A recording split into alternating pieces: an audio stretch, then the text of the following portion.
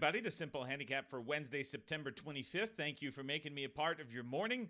We're at the midway point of NFL week number 4, and if you're ready for the live stream preview, that will be coming up on the YouTube channel this morning at 9 a.m. Pacific, 12 p.m. Eastern Time. If you want to come over, join in the good group chat community that goes on the right side of the live stream in the live chat. Follow along as I go deeper in depth with every single game. You can set that reminder for 9 a.m. Pacific Time and join it live. If you can't make it, that will be published a little bit later.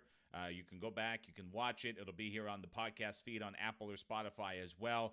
We'll have you covered for each game heading into week number 4. Let's start off the market rundown for this Wednesday morning with the Dallas Cowboys on the road at the New York Giants. They'll kick us off tomorrow night on Thursday Night Football, and rightfully so.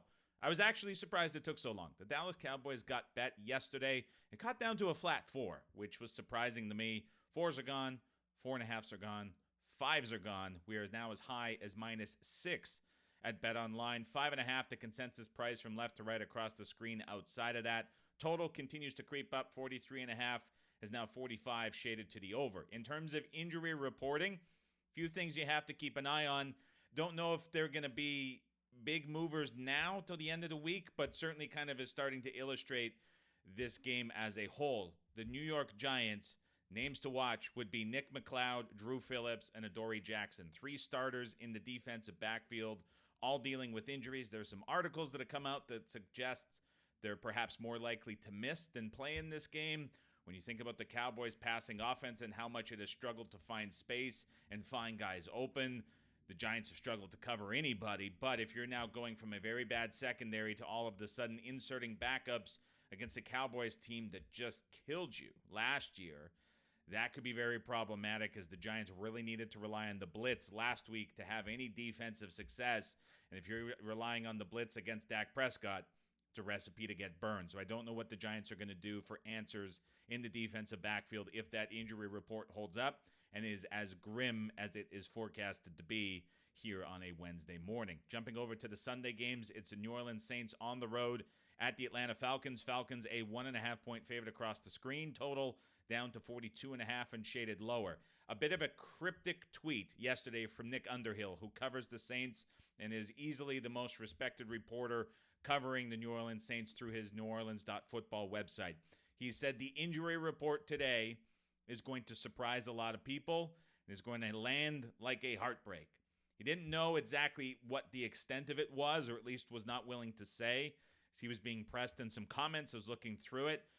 What I would suspect here is you see Eric McCoy, the center, who's obviously going to miss this game. That's a big blow. It seems like Ruiz, another offensive lineman who is dealing with an injury against Philly, is also going to potentially hit the report. Let's watch for a couple defensive guys in the front 7, but it sounds like there's a pretty rough injury report coming out for the Saints. As he was saying, multiple guys got hurt, perhaps wasn't fully reported post-game. So keep an eye on that and what we're going to see. For the Atlanta Falcons, injuries on the offensive line is something to absolutely keep an eye on as well, as you're looking at how they're going to have to overcome a big issue that they had against the Saints, where they were struggling to get stops against anybody. So we'll have to see the full extent of the injury report. Is it 1? Is it 2? Looks like they're going to have a big hole at center going forward, at least for a couple weeks. And let's see the full extent of it. So a lot of things to look at for this game. And just to add to the Saints, they worked out 5 different offensive linemen yesterday behind closed doors. If you're working out 5 offensive linemen on a Tuesday, that doesn't signal a lot of confidence in what you're putting on the field come Sunday. Pittsburgh on the road at the Indianapolis Colts. The Steelers, for now, I guess, are holding steady. 2.5 even money at Chris is the high point on the board. 1.5 is what's showing at Circa. Buckeye, BetOnline, Jazz, WPH, few others, 1.5 or a very, very cheap 2. This has been the price for the majority of the week. Really looking towards Indy in this game as just a personal opinion on this. The total is currently sitting at 40. Was lower in the mid-30s. It has now been pushed up on the over. We'll have to see what we get from the Steelers' defensive injury report on this, as it looks like in the middle at the linebacker position, there could be a few guys that are dinged up. In terms of the running back situation, looks like Najee Harris, despite walking around in a sling, is going to be good to go. There seems to be less optimism around Jaylen Warren being ready for this game, but that will all come out in the practice reports. We'll get better indication of that later today. Jacksonville on the road at the Houston Texans. Houston, a soft 7-point favorite across the board. And in a league where there's been a ton of buyback and back and forth and two-way action on the 6 and 6.5s, we see the Houston Texans coming off of a very bad loss against the Minnesota Vikings, returning home inflated despite the Jags losing badly as well. 4.5 on the look ahead, reopen 6, and the Texans take money. You're seeing a team like that adjust it up, get bet, and get pushed onto a key number at this point in the week. That is typically very telling, as what we've seen in the first 3 weeks has been a lot of disagreement with that and a lot of taking back on those numbers that are pushed up.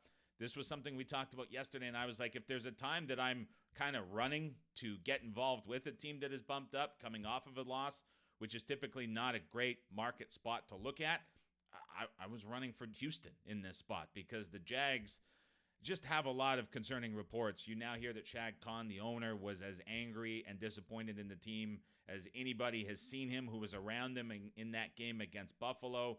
That's boiling over. There's now calls for Doug Peterson's job. You get the Ryan Nielsen inability to adjust on defense, and something we have to watch in this game. Even though C.J. Stroud has been much better against zone coverage in his career, we know the Jags are going to play a ton of man. League lead for usage of cover one so far, league lead in usage of man coverage. There's been no willingness to change, but keep an eye on Darnell Savage, Jerrion Jones as well in the secondary. We know Tyson Campbell, their best corner, is on IR.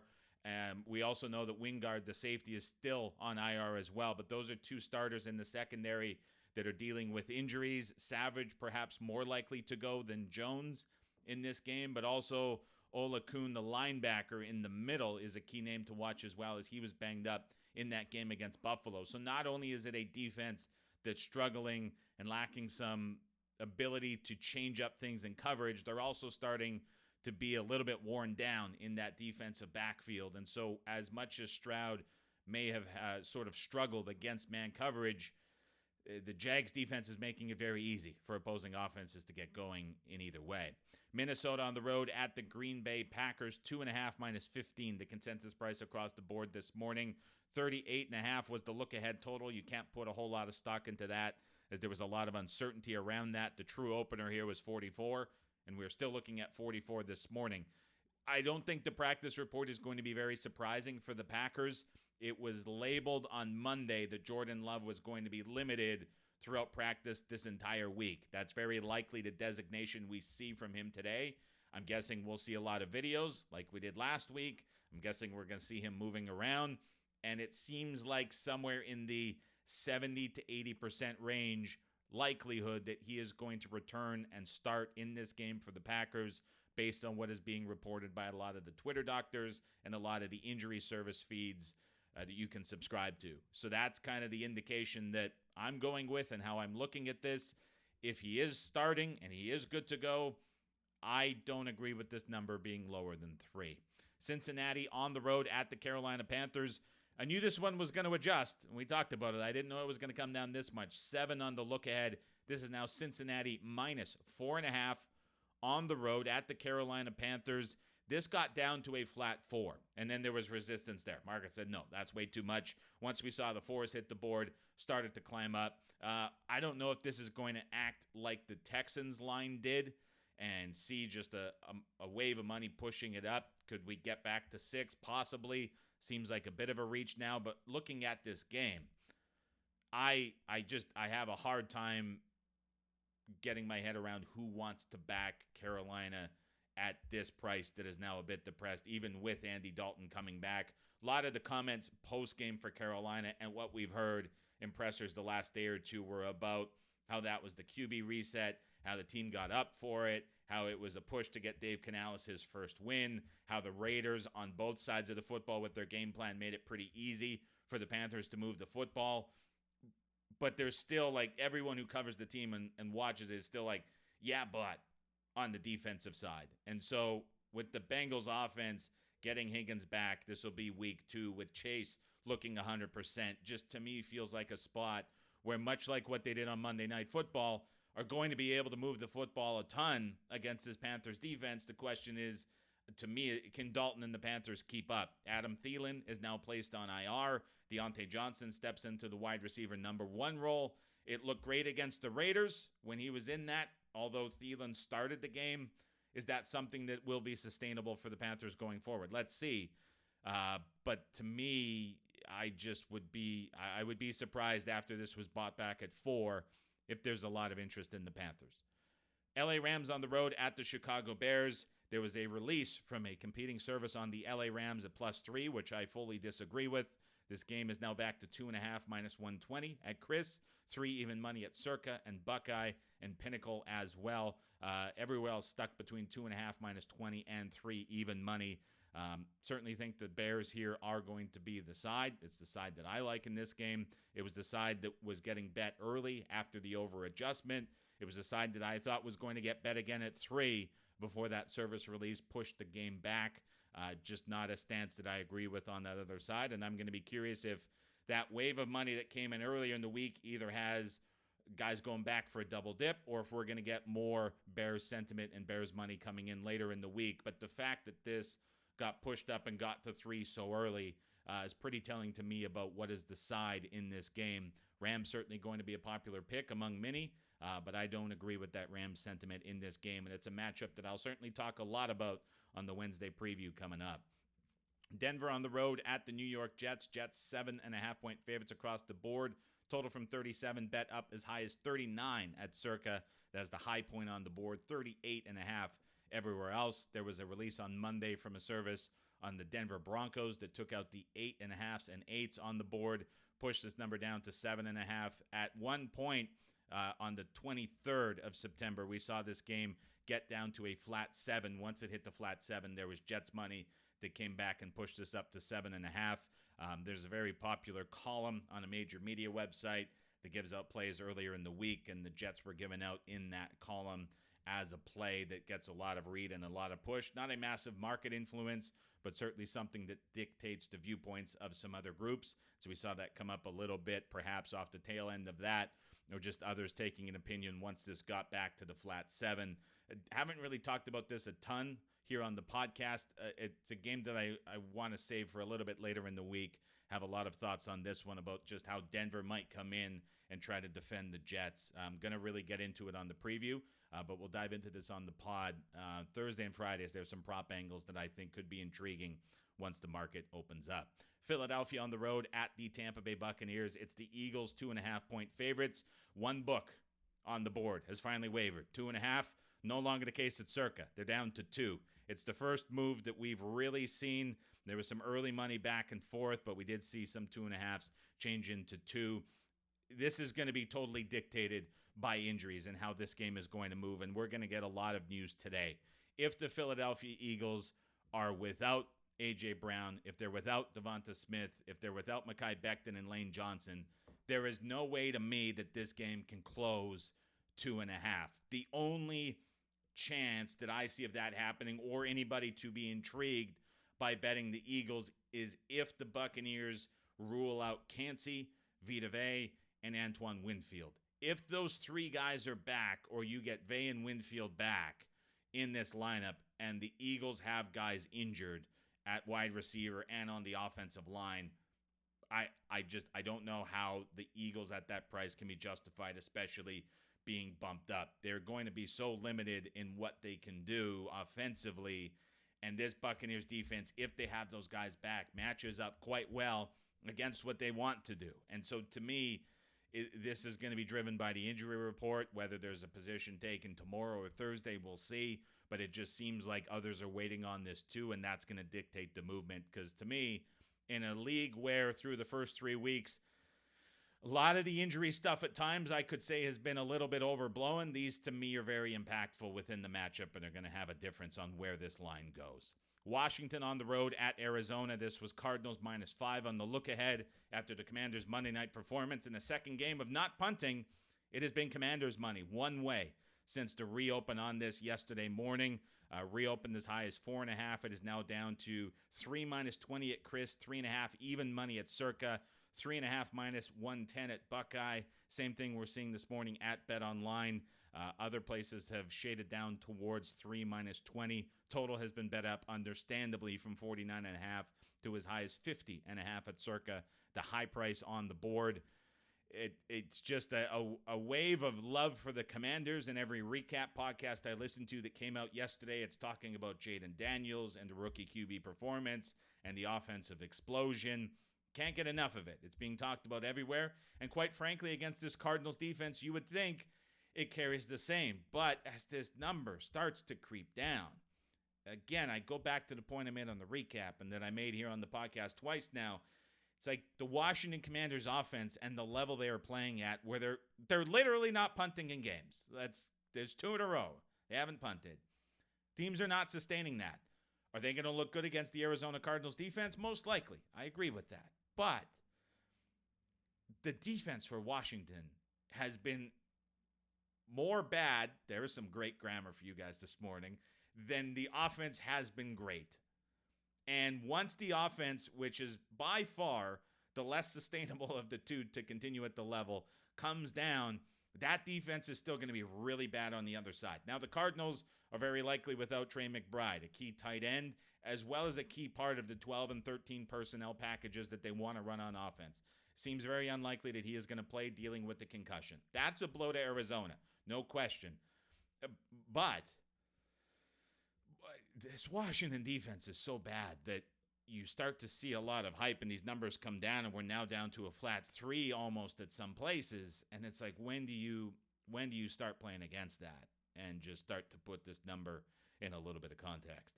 New England on the road at the San Francisco 49ers. 49ers 9.5-point favorites on the open. This is now 10 flat across the board. 40.5 now down to 39 at Chris, 39.5 at Buckeye. Everywhere else, somewhere in between. I went back and watched the 49ers and Rams game. Something I couldn't help notice was the Rams got a lot of really timely, fortunate, integrate matchup breaks throughout the game. And it was interesting to see how they exploited them. So in one way, with Kyron Williams, who scored 3 touchdowns, the 49ers had a plan where they were going to work in their fastest linebacker, Winters, to cover him on 3rd down. Winters went down late in the first quarter, early second quarter. Williams exploded. You also had Ward, the 49ers' best cover corner, in and out of practice all week with lower body injuries. Tutu Atwell has a big game because Ward was assigned to Atwell for a majority of the snaps where he had big plays. You had Hufanga just coming back from a long-term injury, playing in the game on a limited snap count. At times when he went out, the Rams were all of a sudden exploiting that hole in the secondary. And so it was like everywhere that the 49ers kind of had a change-up or kind of had a curveball against the Rams, something happened to cause the 49ers not to have that edge, and the Rams just exploited it. These two teams know each other inside and out, as do the head coaches. And we saw from McVay a very different game plan, and it was that excellence that we've talked about forever, but really specified for that matchup that came through, and I think allowed the Rams to pick on these spots. And I just wonder, beyond all of that, you have a 49ers team that is still kind of acclimating Ayuk back into play. Trent Williams said post-game, even he was dealing with the cramps, he's found it hard to get to 100% so far this season. You had George Kittle ruled out late. You were without Deebo Samuel. Like, all of these kind of things and quirks are happening. But now in this game, Hufanga is likely back at 100% with no snap count. You would hope that Ayuk is 100% and ready to go now into game number 4. You would expect to have George Kittle back. You would expect the linebacker group against the Pats offense to be much more dominant than it was. You would hope that Ward, with another week after finishing a game, would be closer to 100%, and it's certainly a matchup downgrade for the 49ers in many ways against this Patriots offense after the 49ers have played 3 great teams so far in 3 weeks, but also faced 3 solid defenses on the other side. And it's now week 2 for the Pats in facing a 49ers defensive scheme after seeing it last week and doing nothing against the Jets. Now they go on the road to face the real thing. And so to me in this matchup, there is a number here that hasn't moved because the Niners lose and the Pats are embarrassed on Thursday Night Football. We were looking at this number being much higher preseason. Is this going to get bet by anybody? Is someone going to take it? To me, it feels like just a spot for the 49ers that looks pretty interesting. So let's see what happens with this number the rest of the week. Cleveland on the road at the Las Vegas Raiders. Raiders a 1-point favorite across the board. Total 39.5 down to a flat 37. Cleveland's desperately searching for their identity, and that is going to be dictated in this game by the offensive line scenario. Wyatt Teller, we know, is going to miss this game. That is a blow at right guard.